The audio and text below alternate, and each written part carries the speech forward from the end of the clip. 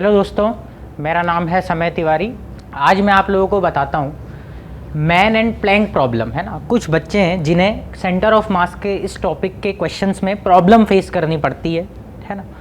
तो इसके क्वेश्चंस एक बेसिक तरीके से तो आप सॉल्व कर ही सकते हो।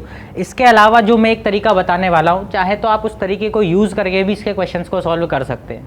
ठीक है, क्या वो तरीका है या कैसे इस टॉपिक से क्वेश्चंस आते हैं, एक छोटा सा एग्जाम्पल लेकर इस टॉपिक को और इससे रिलेटेड क्वेश्चंस को समझने की कोशिश करते हैं। ठीक है, मान लीजिए कि एक प्लैंक है। इस प्लैंक का मास आपको क्वेश्चन में दिया हुआ है 40 kg। इसकी कुछ भी लेंथ ले लेते हैं, सपोज कीजिए इसकी लेंथ है 10 मीटर और इस पर एक पर्सन खड़ा है जिस पर्सन का मास सपोज कीजिए 50 kg है ना। आपसे क्वेश्चन किया जाता है कि ये मैन जो है, ये पर्सन जो है 50 kg का, ये इस प्लैंक के एक एंड से दूसरे एंड तक चलकर आता है। ठीक है, इसके अलावा कुछ और इन्फॉर्मेशन आपको दी हुई है। क्या इन्फॉर्मेशन आपको दी हुई है कि यहाँ पर जिस सरफेस पर ये प्लैंक रखा हुआ है, ये सरफेस जो है आपकी स्मूथ है ना, यहाँ कोई फ्रिक्शन नहीं है, जबकि मैन और प्लैंक के बीच में फ्रिक्शन है। तब आपसे एक क्वेश्चन किया जाता है कि ये मैन इस एंड से चलकर अगर इस प्लैंक के दूसरे एंड पर आता है तो इन दोनों के बीच में क्योंकि फ्रिक्शन है, इस वजह से ये मैन चलकर एक एंड से दूसरे एंड पर आ पा रहा है। तो जब ये मैन चलेगा तो इसे चलने के लिए आगे कौन सा फोर्स लगेगा? फ्रिक्शन, जिस वजह से ये आगे की तरफ मूव कर पाएगा। और इस पर अगर फ्रिक्शन आगे लगेगा तो इस प्लैंक पर फ्रिक्शन किधर लगेगा? पीछे। यानी कि जब ये आगे चलकर यहाँ आएगा तो ये प्लैंक पीछे कुछ खिसक जाएगा, है ना। तो आपसे सवाल किया गया कि ये मैन जब चलकर इस प्लैंक के एक एंड से दूसरे एंड पर आ जाता है तो ये प्लैंक जो है ये पीछे की डायरेक्शन में या किसी भी डायरेक्शन में, जिस भी डायरेक्शन में खिसक सकता है, कितना खिसक सकता है। ठीक है, तो इस क्वेश्चन को आप कैसे करते हैं? आप जब ये मैन एक एंड से चलकर दूसरे एंड पर आ जाएगा तब इसका डायग्राम बनाएंगे। तो आप किस तरह का डायग्राम बनाएंगे कि पहले जो है प्लैंक का ये वाला एंड यहाँ था। ठीक है, ये मैन जब यहाँ आ जाएगा तो प्लैंक कुछ पीछे खिसक जाएगा, ये आपको फील हो रहा है, क्योंकि प्लैंक पर फ्रिक्शन किधर लगेगा? पीछे की तरफ लगेगा। तो कुछ ये डायग्राम फाइनली बनना चाहिए कि मैन जो है ये दूसरे एंड पर आ गया और प्लैंक जो है ये थोड़ा सा पीछे खिसक गया। तो मान लीजिए कि प्लैंक पीछे खिसक गया x, तो ये लेंथ कितनी बची? 10 - x। यानी कि मैन जो है इफेक्टिवली कितना आगे मूव करके गया? 10 - x, है ना, क्योंकि 10 मीटर तो आगे गया वो, लेकिन प्लैंक के x पीछे खिसकने की वजह से वो खुद भी पीछे कितना खिसक आया? x पीछे खिसक आया। तो इफेक्टिव डिस्प्लेसमेंट जो उसका लिया गया वो कितना लिया गया? 10 - x। और हमें इस क्वेश्चन में x की वैल्यू फाइंड आउट करने के लिए कहा गया है। इस तरह के क्वेश्चन को करने के पीछे क्या कंसेप्ट होता है? आपको पता है कि मैन ने प्लैंक पर फ्रिक्शन लगाया, प्लैंक ने मैन पर फ्रिक्शन लगाया, लेकिन इन दोनों को मिलाकर एक सिस्टम मान लिया जाए तो नेट फोर्स जो है सिस्टम पर कितना रहा? 0 रहा। और सिस्टम पर नेट फोर्स 0 रहा तो सिस्टम पर अगर नेट फोर्स 0 रहेगा तो आपकी वेलोसिटी ऑफ सेंटर ऑफ मास क्या रहनी चाहिए? कांस्टेंट रहनी चाहिए। ठीक है, अब आपका सेंटर ऑफ मास स्टार्टिंग में रेस्ट पर था क्योंकि दोनों ही रुके हुए थे, तो फाइनली भी सेंटर ऑफ मास रेस्ट पर रहना चाहिए। यानी कि वेलोसिटी ऑफ सेंटर ऑफ मास कितना रहना चाहिए? 0। यानी कि velocity of centre of mass अगर 0 है तो सेंटर ऑफ मास की पोजीशन चेंज नहीं होनी चाहिए। सेंटर ऑफ मास का जो डिस्प्लेसमेंट है वो कितना हो जाना चाहिए? डिस्प्लेसमेंट ऑफ सेंटर ऑफ मास कितना हो जाना चाहिए? 0 के बराबर हो जाना चाहिए। ठीक है, डिस्प्लेसमेंट ऑफ सेंटर ऑफ मास 0 के बराबर आप पुट करेंगे तो आप क्या इक्वेशन लगाते हैं? m1 x1 plus m2 x2 upon m1 plus m2 is equal to 0। ये इक्वेशन आप यूज करते हैं। Displacement of centre of mass अगर आपको चाहिए, ये आता है आपका position of centre of mass, है ना। तो आपको displacement of centre of mass चाहिए तो इस इक्वेशन को डिफरेंशिएट कर दीजिए। तो ये बन जाएगा m1 dx1 plus m2 dx2 upon m1 plus m2 is equal to dxcom. dxcom is what? Displacement of center of mass. dx1 is what?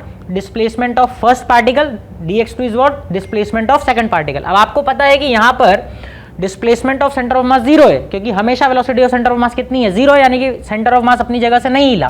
तो ये टर्म किसके बराबर पुट कर दें? 0 के बराबर। तो यहाँ से आपके पास क्या आ जाएगा? m1 into dx1 plus m2 into dx2 is equal to 0। ठीक है, आइए इस इक्वेशन में यहां पर पुट करते हैं वैल्यूज को इस क्वेश्चन के लिए।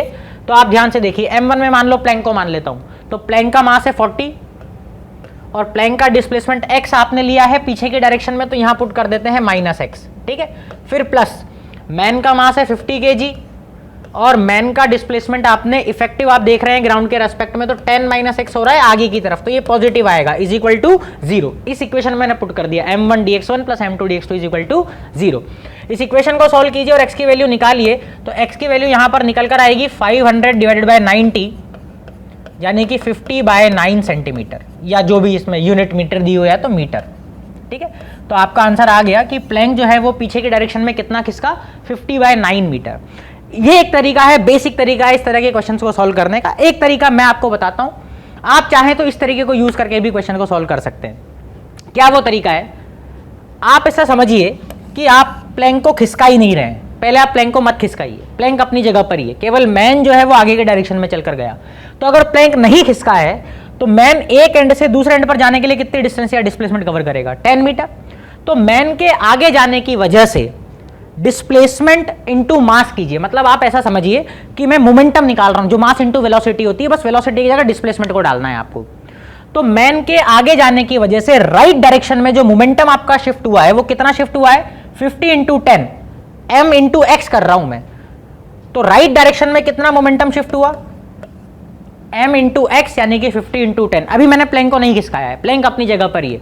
तो राइट डायरेक्शन में m × x की वैल्यू कितनी आ गई, 500, ठीक है।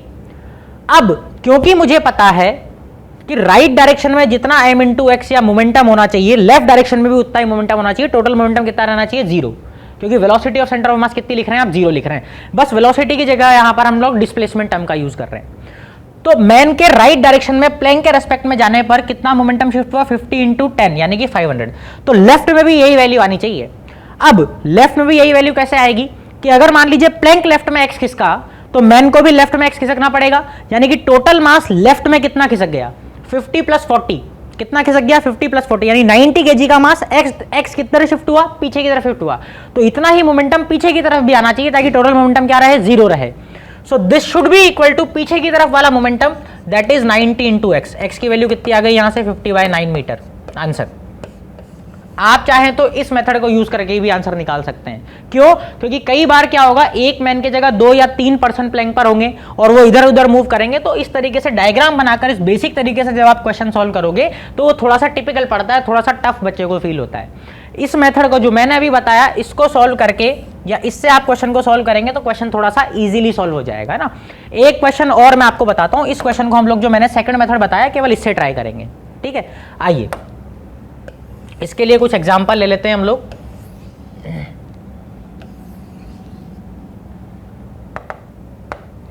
वही मान लीजिए एक प्लैंक है, कुछ भी इस प्लैंक का मास ले लेते हैं, 20 kg का मान लीजिए प्लैंक है, इसकी लेंथ कुछ भी ले लेते हैं, सपोज कीजिए 4 मीटर। अब इस पर 2 पर्सन बिठा लेते हैं, ठीक है। एक 50 kg का बिठा लिया और एक मैंने 40 kg का बिठा लिया, ठीक है।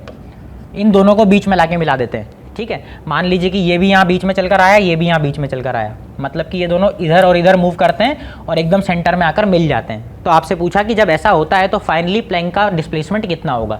वही सारी सिचुएशन दी हुई है कि यहाँ पर कोई फ्रिक्शन नहीं है, मैन और प्लैंक के बीच में फ्रिक्शन है। अब उस मेथड से करते हैं, ये बीच में मिलकर मिलेंगे आकर, तो पहले प्लैंक को हिलाना ही नहीं है। प्लैंक को नहीं हिलाओ तो 50 kg वाला कितना चलकर गया, बीच में आकर मिल रहा है तो 2, तो 50 वाले के राइट में चलने से मोमेंटम कितना शिफ्ट हुआ, 50 × 2 यानी कि 100 + 100। 40 वाला भी बीच में आया तो ये लेफ्ट में आया 2, तो इसके इधर आने की वजह से लेफ्ट में कितना मोमेंटम आ गया, माइनस का 40 × 2 यानी कि 80।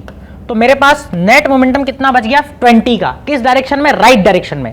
तो इसे बैलेंस करने के लिए लेफ्ट डायरेक्शन में इतना ही मोमेंटम मुझे और लाना है। और वो कैसे आएगा, क्यों, क्योंकि प्लैंक x खिसका होगा लेफ्ट में, और अगर प्लैंक x खिसकेगा लेफ्ट में तो ये 50 kg और 40 kg के जो पर्सन है तो प्लैंक पर ही, तो इनको भी x पीछे खिसकना पड़ेगा।